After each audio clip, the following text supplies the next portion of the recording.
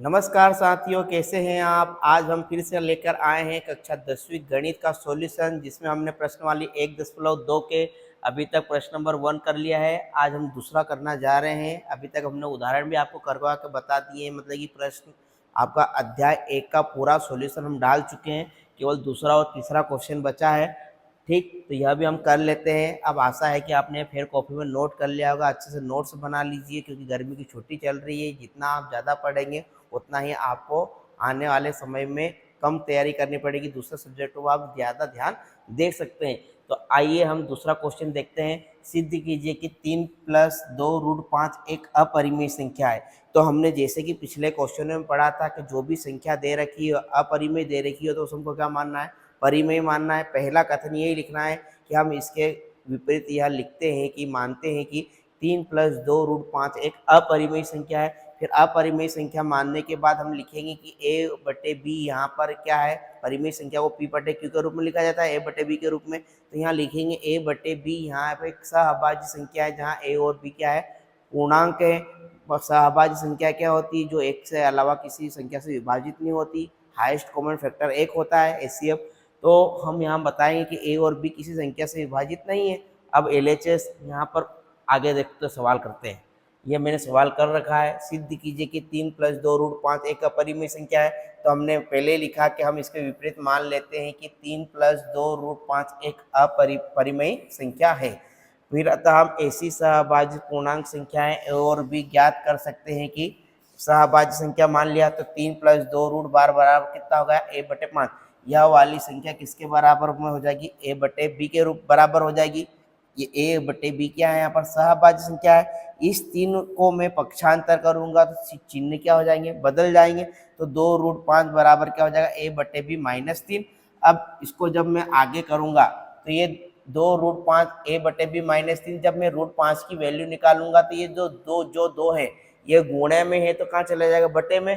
तो यह a/b के रूप में भी चला जाएगा, 2 यहाँ पर भी आ जाएगा और 2 यहाँ पर भी आ जाएगा। ठीक, a/2b - 3/2b।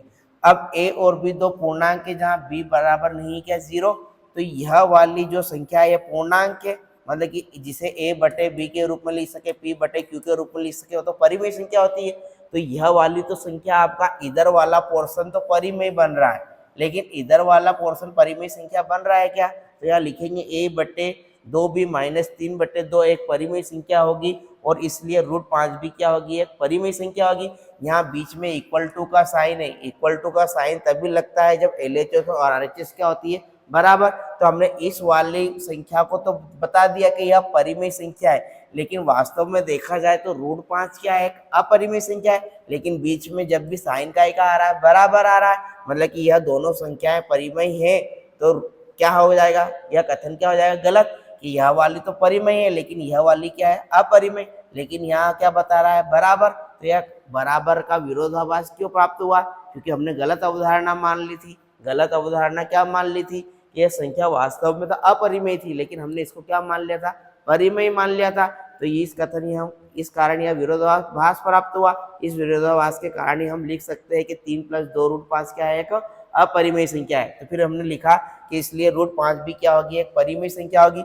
लेकिन इस कथन इस तथ्य के विरोधाभासी है कि √5 क्या है, एक अपरिमेय संख्या है। यह विरोधाभास त्रुटिपूर्ण कल्पना के कारण हुआ, अतः इससे निष्कर्ष निकलता है कि 3 + √5 क्या है, एक अपरिमेय संख्या है। आपको जो भी क्वेश्चन आए उसको a/b के रूप में मानना।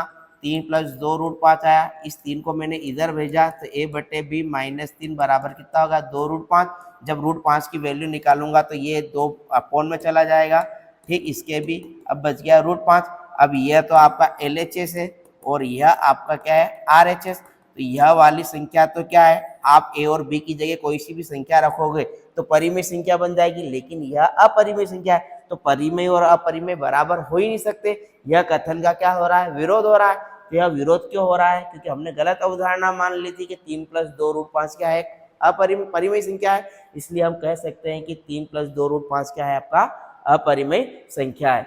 अब आते हैं हम नेक्स्ट क्वेश्चन पर। तो यह वाला जो क्वेश्चन दिख रहा है आपको, 1/√2, यह वाला आपका होमवर्क है, सेम ऐसा का ऐसा है।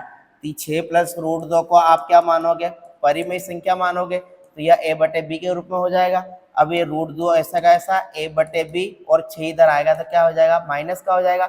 अब यह वाला पोर्शन तो आपका अब क्या बन जाएगा, परिमेय संख्या, लेकिन बराबर में है इसलिए ये भी क्या हो जाएगा, परिमेय संख्या। लेकिन वास्तव में हम देखते हैं कि रूट 2 तो क्या है, अपरिमेय संख्या है। क्या है, अपरिमेय संख्या, और इधर क्या है, परिमेय। तो यह कथन का क्या कर रहा है, विरोध कर रहा है। दोनों बराबर हो ही नहीं सकते, क्योंकि एक अपरिमेय है एक परिमेय, लेकिन हमारा कथन बता रहा है, हमने सोल्व करा था कि दोनों क्या है, बराबर। तो यह इस कथन का क्या कर देगा, विरोध कर देगा। और विरोध क्यों कर देगा, क्योंकि हमने 6 प्लस रूट 2 एक ऐसी संख्या थी जो अपरिमेय थी, उसे हमने क्या मान लिया, परिमेय। इसलिए हम कह सकते हैं कि यह 6 प्लस रूट 2 भी क्या है, आपकी एक अपरिमेय संख्या है। इस लैंग्वेज में लिख देना।